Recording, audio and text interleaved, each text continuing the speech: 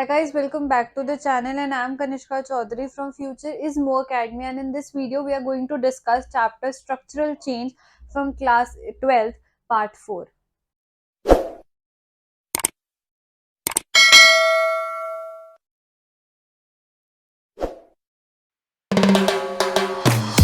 Start with the topic urbanization and industrialization. The colonial experience. First we are going to study what is industrialization. तो industrialization का मतलब ये होता है जब हमारी heavy machines establish हो जाती है, use होने लग जाती है through the help of power और resources like steam and electricity के थ्रू जब हमारी मशीनरीज काम करने लग जाती है और हैवी इंडस्ट्रीज एस्टैब्लिश हो जाती है. बाय कॉन्ट्राडिक्टरी जो हमारा प्राइम फीचर, जो हमारा मेन फीचर है इंडस्ट्रियलाइजेशन का, वो ये है कि large majority of the employed population, जो हमारी मेजॉरिटी पॉपुलेशन एम्प्लॉयड है, उनको ज्यादा देन फैक्ट्रीज, शॉप्स, ऑफिसेज यहाँ पे काम करना चाहिए रैदर देन एग्रीकल्चर. मतलब इंडस्ट्रियलाइजेशन का मेन मोटिव ये है कि ज्यादा से ज्यादा लोग इंडस्ट्रियल सेक्टर में एम्प्लॉयड हो as compared to agriculture sector. और जो हमारे 90% ऑफ द पीपल है जो west lies towns and cities में, वो लोग अपनी new job opportunity obviously create करते हैं. We usually associate urbanization with industrialization. हम urbanization और industrialization को दोनों को साथ में लेके चलते हैं और साथ में ही पढ़ते हैं.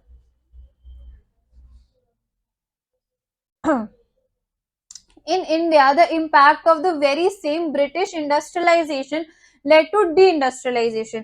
इसका मतलब ये है कि इंडिया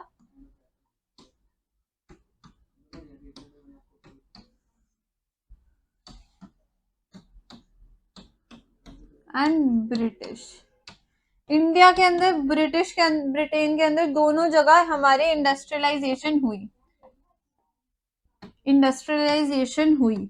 बट इंडस्ट्रियलाइजेशन जब ब्रिटेन में हुई तो यहाँ पे लोग डेवलप हुए, यहाँ पे उनकी इकोनॉमी ग्रेजुअली बढ़ी और उनको और ज्यादा डेवलपमेंट मिली और ज्यादा प्रॉफिट मिला. But on the other hand हुई सेम चीज इंडिया में. जब इंडस्ट्रियलाइजेशन हुई तो वो डी इंडस्ट्रियलाइजेशन के अंदर कन्वर्ट हो गई और हमें इतना प्रॉफिट नहीं मिला जितना प्रॉफिट ब्रिटिशर्स को मिला था. और जिसकी वजह से क्या हुआ, जब ये डी इंडस्ट्रियलाइजेशन हुई, हमारे जो ओल्ड अर्बन सेंटर्स थे जहाँ पे काम चलता था, वो सारे डिक्लाइन हो गए थे. और उसके बाद ग्रेजुअली न्यू अर्बन सेंटर्स हमारे इमर्ज हुए थे. हमारा जो डिक्लाइन हुआ था सिटीज थी, वो थी सूरत एंड मसूलीपट्टनम. इन दोनों सिटीज के अंदर डिक्लाइन हो गया था. But on the other hand हमारा बॉम्बे और मद्रास जैसी सिटी ग्रू हो गई थी, उधर ज्यादा डेवलपमेंट, इकोनॉमिक डेवलपमेंट होने लग गई थी. तो आपको इन सिटीज के नाम याद रखना है, बहुत इंपॉर्टेंट है. Under town cities like Dhaka and Murshidabad, और ये जो 3 सिटीज है, इन 3 सिटीज के अंदर तब एक किंग रूल कर रहा था. उन्होंने क्या करा, किंग को हटाया. तो जो किंग का जो कोर्ट होता है, जैसे एक किंग है, ये किंग है, किंग का आगे कोर्ट है, तो ऑब्वियसली कोर्ट के अंदर सिर्फ किंग तो बैठेगा नहीं, यहाँ पे इतने सारे लोग बैठे होते हैं.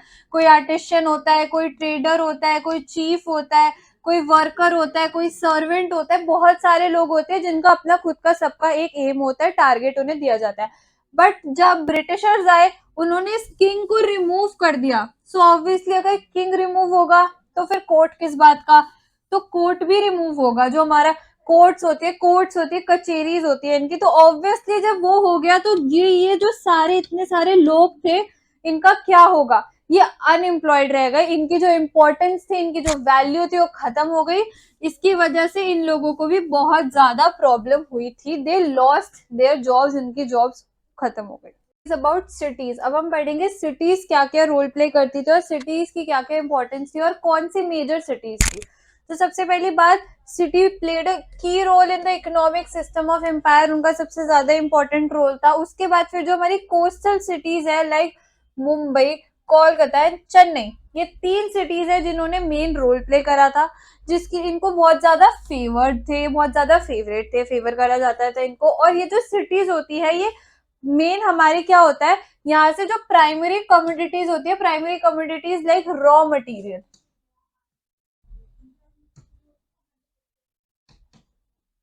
Raw material like cotton, coffee, Indigo, ये जो सारे रॉ मटेरियल होते हैं जो आगे जाके मैन्युफैक्चर होते हैं।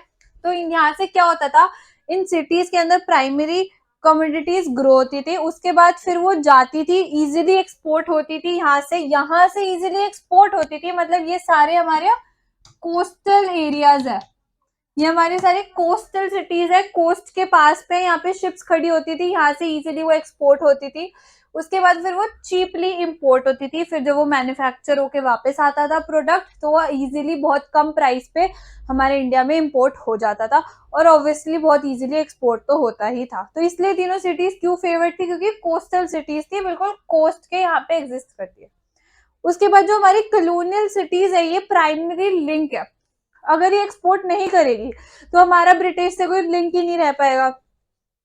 तो हमारा प्राइमरी लिंक है बिटवीन द इकोनॉमिक सेंटर और the Britain and the premises of our colonialized India, कि हमारे प्रीमिसेस के बीच में लिंक है, जैसे this is India and this is Britain, तो यहाँ से वो प्रोडक्ट होगा, वो उन्होंने रॉ मटेरियल ग्रो करा। For example let's take cotton,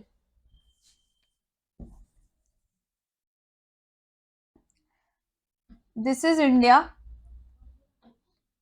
this is Britain, ठीक है, ब्रिटिश और हमारे बीच में है ये। अब यहाँ से कॉटन ग्रो हुआ, फिर वो कोस्टल सिटी पे गया, कोस्टल सिटी पे गया कॉटन, फिर वो कॉटन आगे जाके यहाँ जाएगा, फिर यहाँ पे वो मैन्युफैक्चर करेंगे इसको, फिर ये वापस हमारे पास आएगा और यहाँ पे वो बिकेगा। ये हमारा लिंक होता है, ऐसे उस टाइम काम चलता था। Cities in this sense were the concrete expression of global capitalism.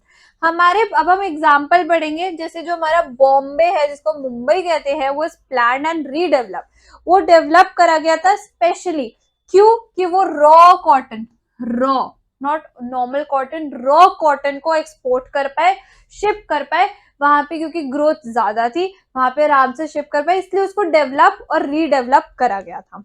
उसके बाद जो हमारा कैलकटा है वो जूट एक्सपोर्ट करता है, फिर जो हमारा मद्रास है वो coffee, sugar, indigo, dye and cotton export करता है। तो ब्रिटेन, ये आपको याद करने पड़ेंगे कि कौन किसको क्या एक्सपोर्ट करता है।